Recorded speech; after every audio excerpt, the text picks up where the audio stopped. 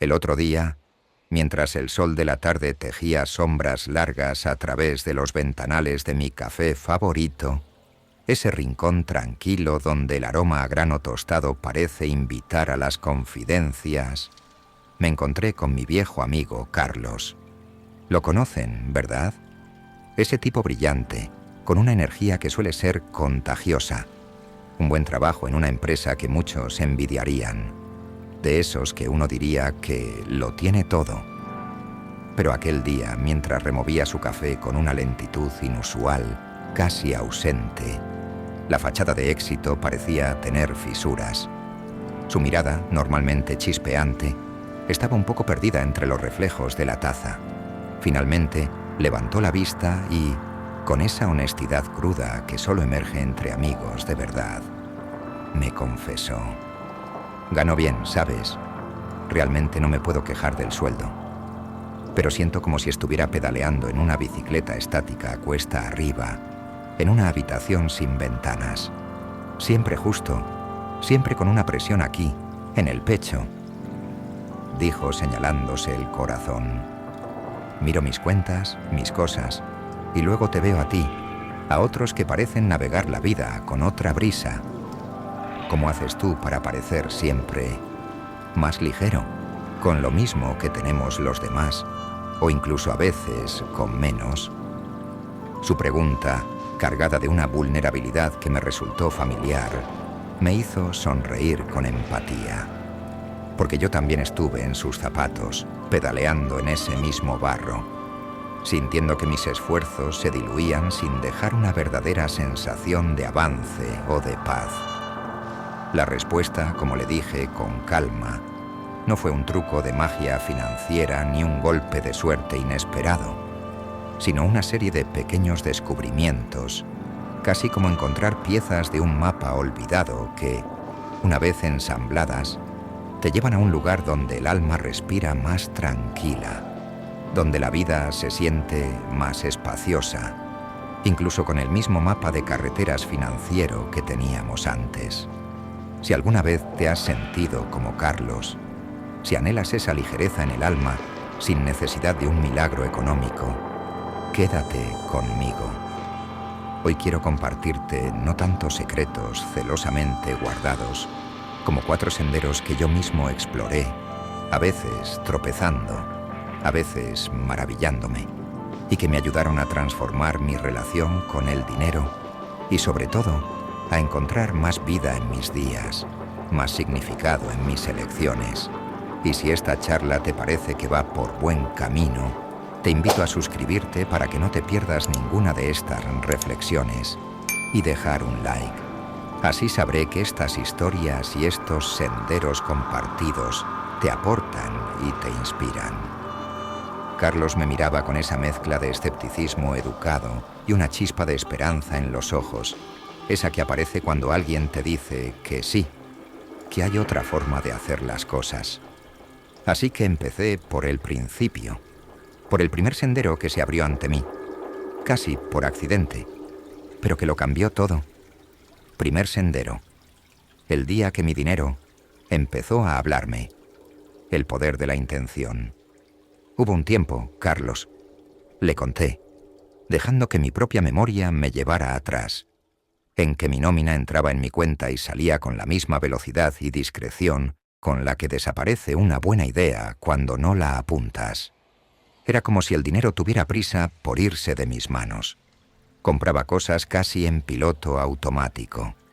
Algunas por necesidad genuina, claro, pero muchas otras por impulso, por aburrimiento, o porque simplemente tocaba tenerlas.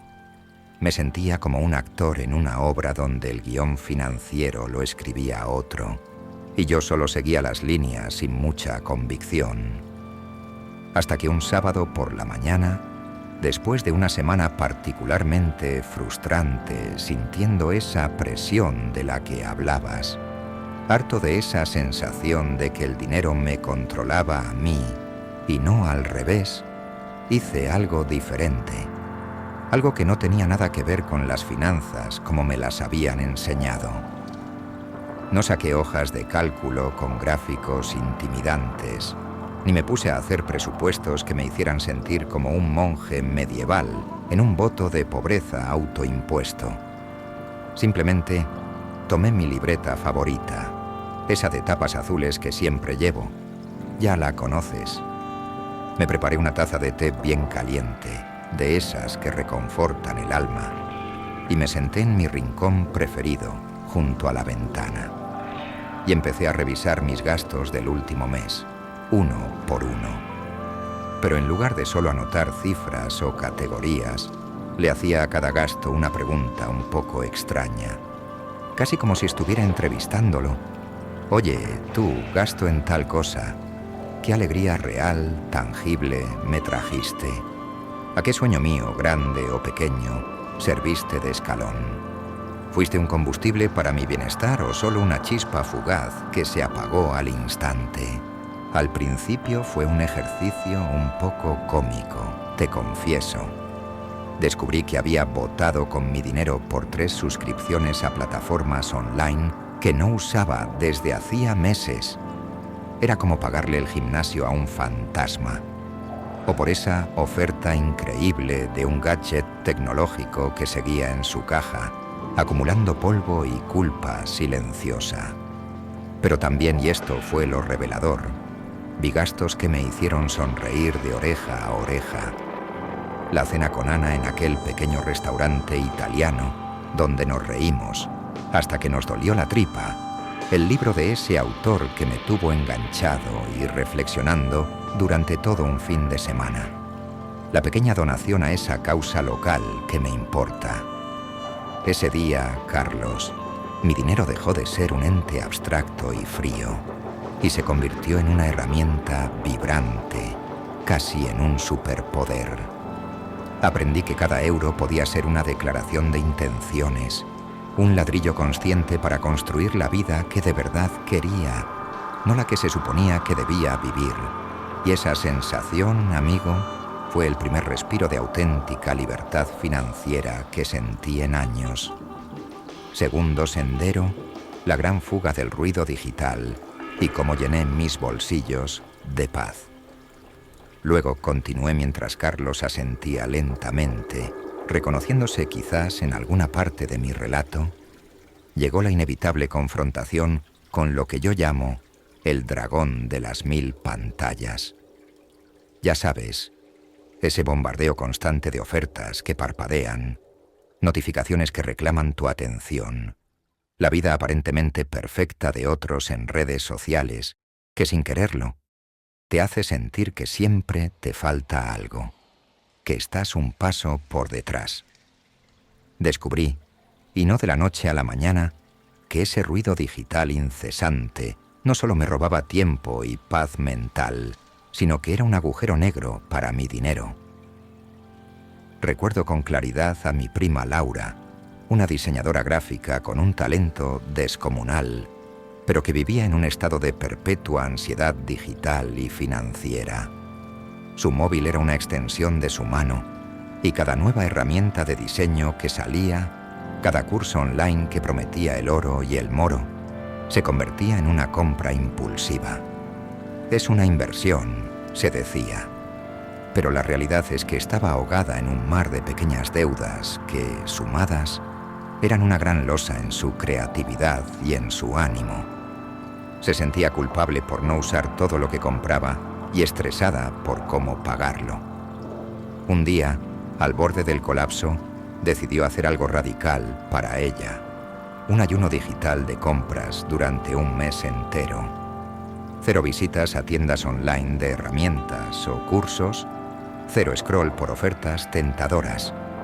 Al principio fue horrible, me confesó entre risas tiempo después. Sentía un FOMO, miedo a perderse algo, terrible, como si el mundo del diseño fuera a avanzar sin mí. Pero al cabo de unas semanas ocurrió la magia. No solo su cuenta bancaria empezó a respirar aliviada, mostrando un pequeño superávit por primera vez en mucho tiempo, sino que ella misma se sentía más ligera, más creativa, más enfocada. Había recuperado horas de su día y, sobre todo, ancho de banda mental, como ella lo llamó con acierto. Empezó a redescubrir y exprimir al máximo las herramientas que ya tenía, a ingeniárselas de formas nuevas, a disfrutar del proceso de crear sin la presión constante de la novedad. Su trabajo incluso mejoró. Yo mismo apliqué su valiente lección, aunque a mi manera. Empecé a ser despiadado con las suscripciones innecesarias, puse límites estrictos a las notificaciones de tiendas online en mi móvil y me di de baja de innumerables listas de correo que solo servían para tentarme. Y el dinero que antes se esfumaba en ese torbellino digital, como por arte de magia, empezó a quedarse conmigo, disponible para cosas que de verdad me importaban.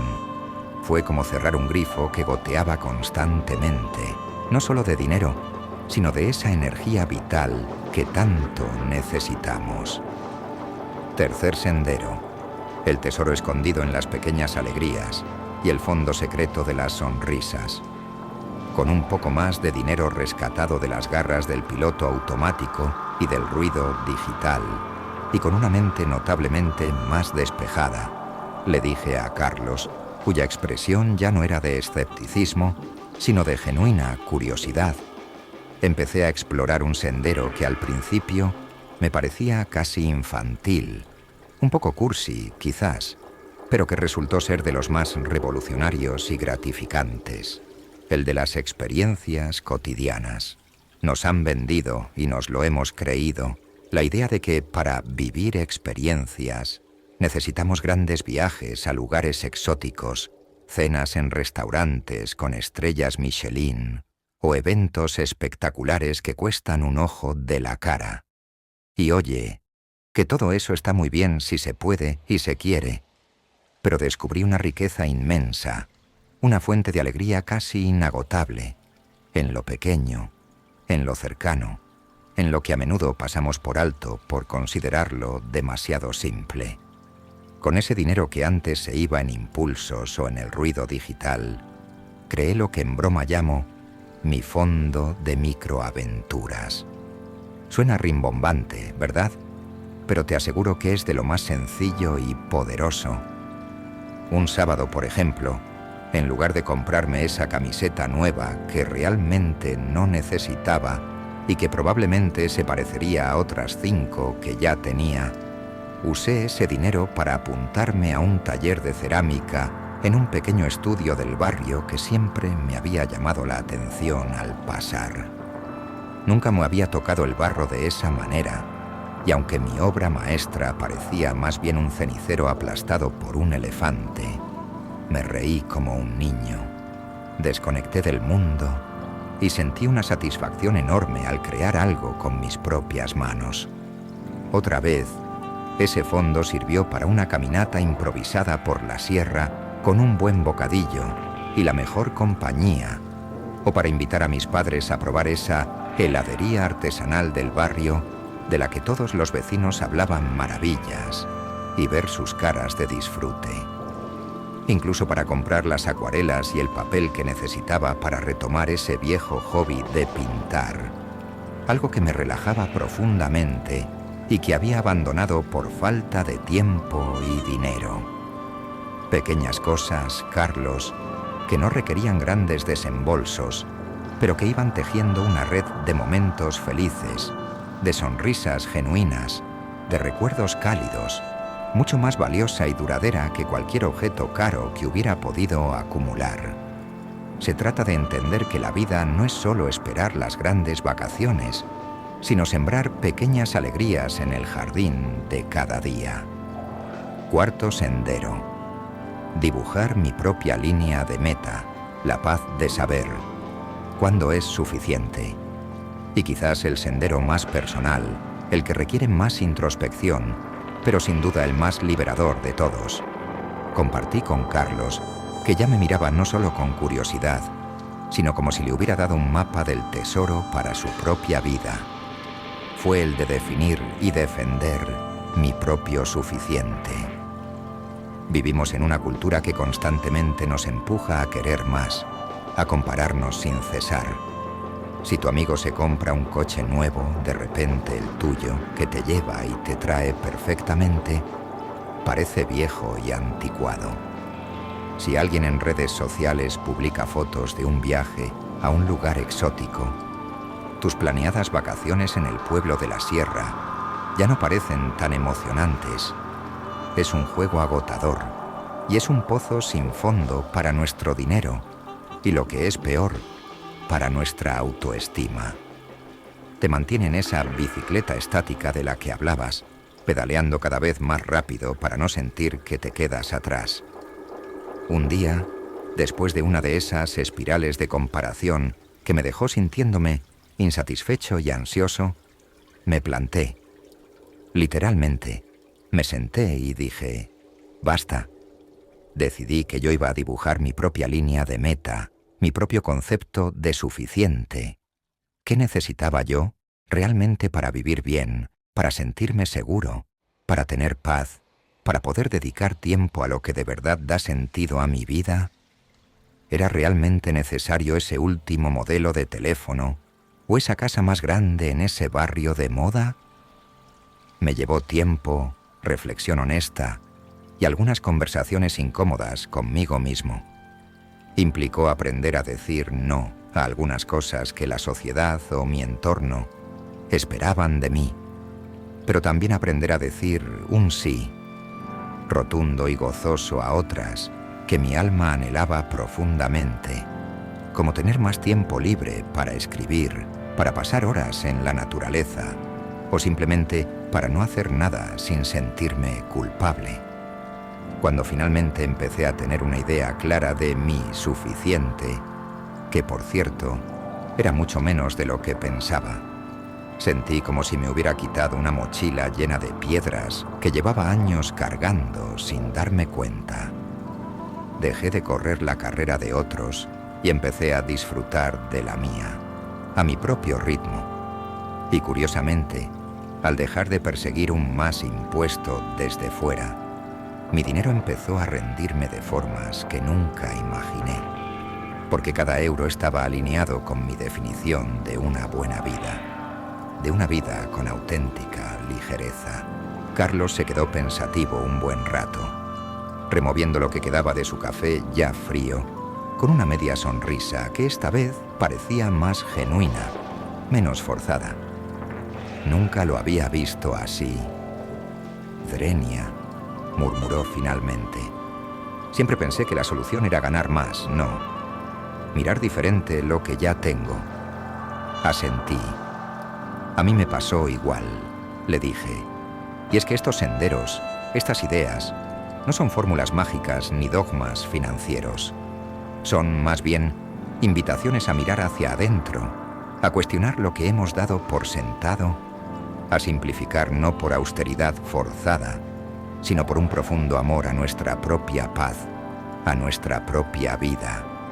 Vivir mejor con el mismo salario no se trata de apretarse el cinturón hasta no poder respirar, sino de aflojar con inteligencia las cuerdas de las expectativas ajenas, del consumo sin sentido, del ruido que nos distrae de lo verdaderamente esencial.